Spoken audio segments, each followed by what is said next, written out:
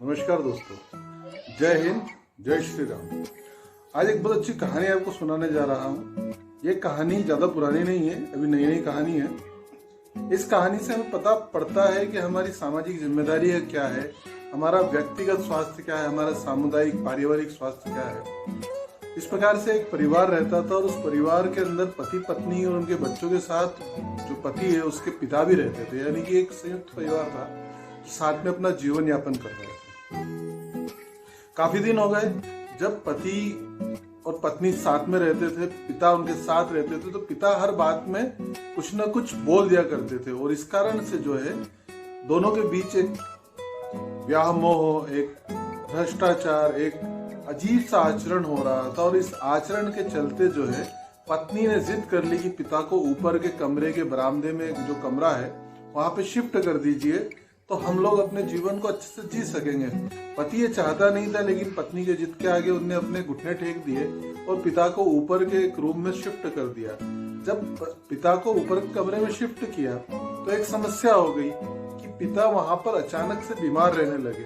वो अपने आप में कुंठाते रहते और अपने आप को बीमार करते जाते। जब वो काफी बीमार रहने लगे तो फिर सब लोगों ने कहा कि भाई अब क्या करें, आपका कैसे आपको ठीक करें।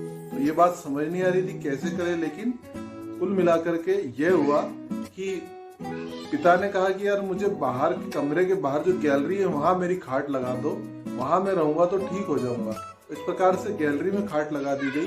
पिता वहां रहने लगे, वहां से आते जाते हुए अपने बेटे को देखते, अपनी बहू को बात करते हुए देखते, अपने पोता पोतियों को देखते, उनसे बात कर लिया करते। इस प्रकार से जो भी उनके मन की कामनाएं थी, वासनाएं थी, वो पूरी कर लिया करते और इस प्रकार से उनका जीवन जो है वो निश्चित रूप से बेहतर और बेहतरीन होता गया।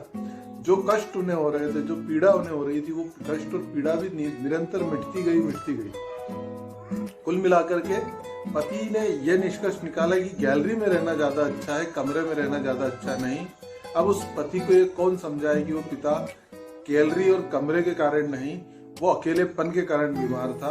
और जैसे ही उसको गैलरी में लाके छोड़ा और उसने वहां से अपने परिवार को देखना शुरू किया, अपने बेटे बहू को देखना शुरू किया, अपने पोता पोती को देखना शुरू किया, उनसे वार्तालाप शुरू किया, तो उसका जीवन बेहतर नहीं बेहतरीन हो गया और वो वापस स्वस्थ हो गया। इसलिए हमें अपने जो भी बड़े हैं उनके साथ सम्मान से पेश आना चाहिए और उनको अपने घर के उस बरामदे में, उस हिस्से में रखना चाहिए जहाँ से वो सभी पे नजर रख सके, सभी से बात कर सके और सबके सुख दुख ले सके, अपने दुख को वो बता सके। अगर ऐसा होगा तो निश्चित रूप से अच्छा जीवन जिएंगे। जय श्री राम, जय जय।